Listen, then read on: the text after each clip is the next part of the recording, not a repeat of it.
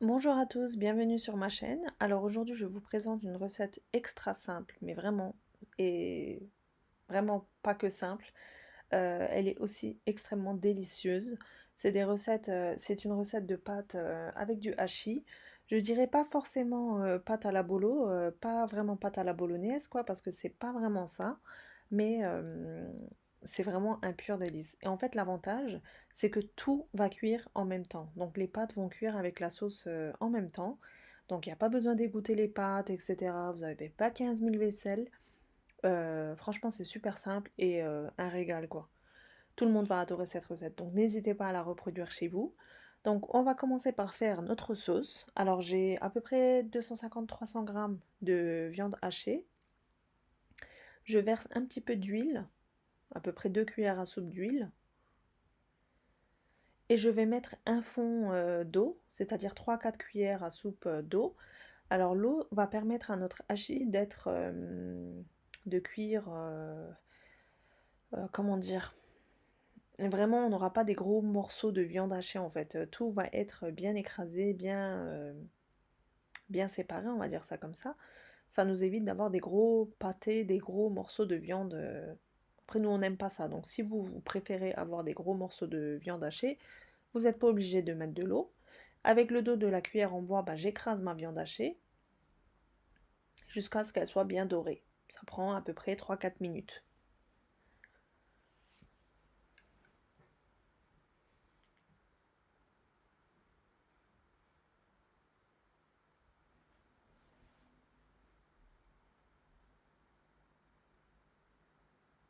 On prend soin à bien écraser la viande hachée.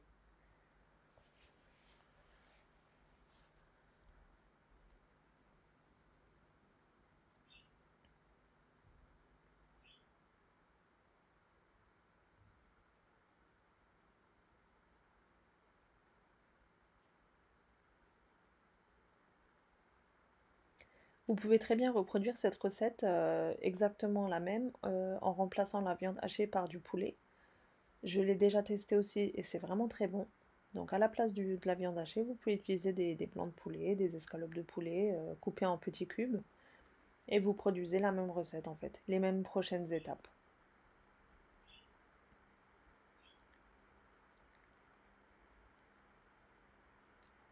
Là, ma viande hachée, elle est bien cuite.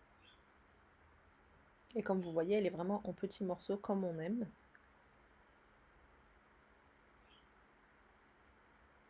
Elle commence légèrement à dorer.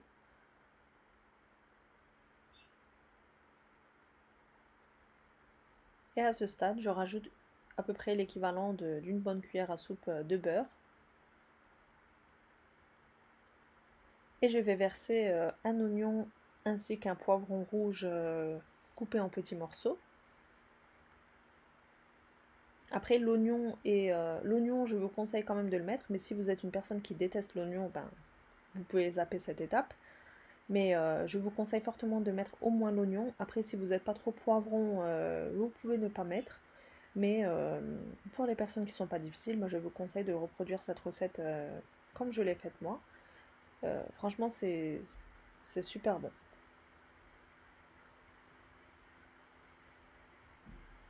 Après, vous pouvez très bien rajouter une carotte râpée, des légumes selon vos goûts, hein. Je fais revenir le tout pour que mes oignons soient légèrement translucides, à peu près 2-3 minutes.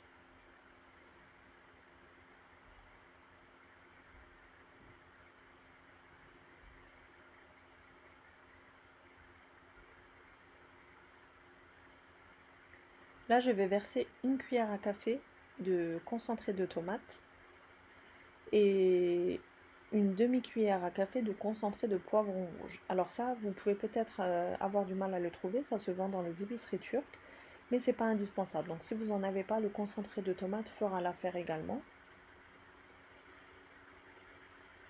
Je fais revenir ma sauce tomate, mon concentré de tomate avec.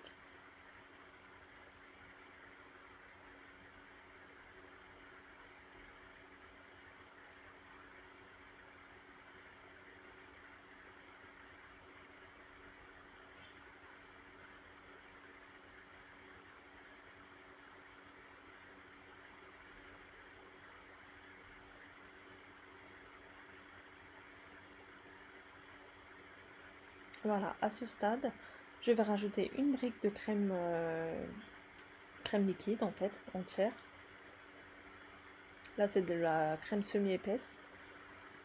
C'est pour ça qu'elle est assez compacte.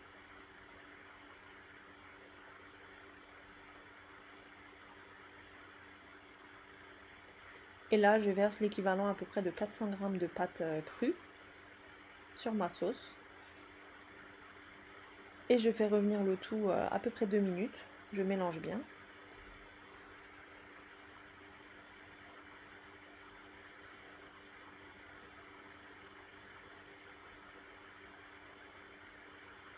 L'avantage de cette recette, c'est que tout cuit dans la même casserole en fait.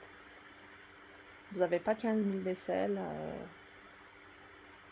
et vous n'avez même pas à vous préoccuper de la cuisson en fait. C'est vraiment une recette super simple.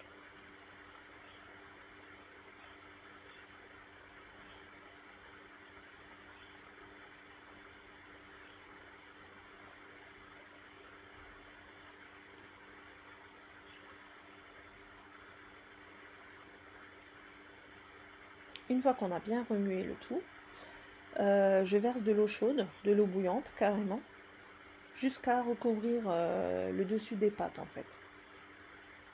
Je le fais à l'œil, mais c'est vraiment suffisant. Après, si vous voulez des pâtes al dente, vous mettez moins d'eau.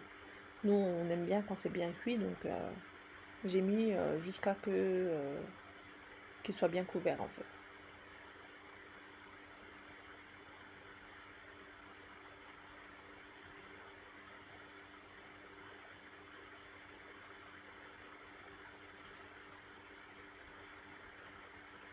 Donc là, j'ai rajouté légèrement d'eau pour que mes pâtes soient bien couvertes d'eau,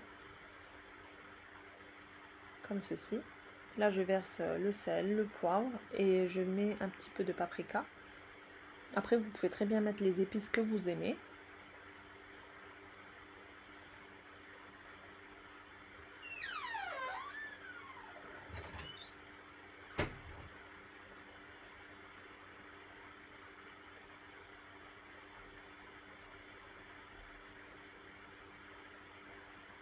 On remélange le tout et maintenant on ferme le couvercle et on laisse cuire à feu doux à peu près 15-20 minutes jusqu'à que toute l'eau soit bien absorbée. À feu très doux, hein, ça c'est très important, il ne faut pas que ça soit à feu vif. Donc un exemple, si votre plaque elle va jusqu'à 6, ben, vous cuisez à 2 ou à 3 au maximum. Donc moi à peu près au bout de 20 minutes de cuisson, ben voilà, mes pâtes sont cuites. Je mélange une seule fois. Et là comme vous voyez, elles sont ni collées entre elles, vraiment la perfection. Et elle a absorbé toute l'eau. Et mes pâtes sont super bien cuites. Comme vous voyez, il n'y a plus d'eau dans le fond de la casserole. Là, je vais refermer le couvercle et je vais laisser reposer à peu près 15-20 minutes avant de déguster pour que ça sera meilleur une fois que ça aura reposé 10-15 minutes.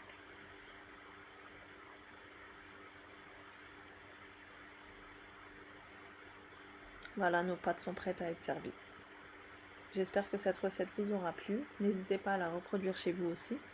Et laissez-moi un petit commentaire. Et si vous n'êtes pas abonné à ma chaîne, n'hésitez pas à le faire. Voilà, donc pour aujourd'hui, c'est bon pour moi. Je vous dis à la prochaine pour une prochaine recette en fait.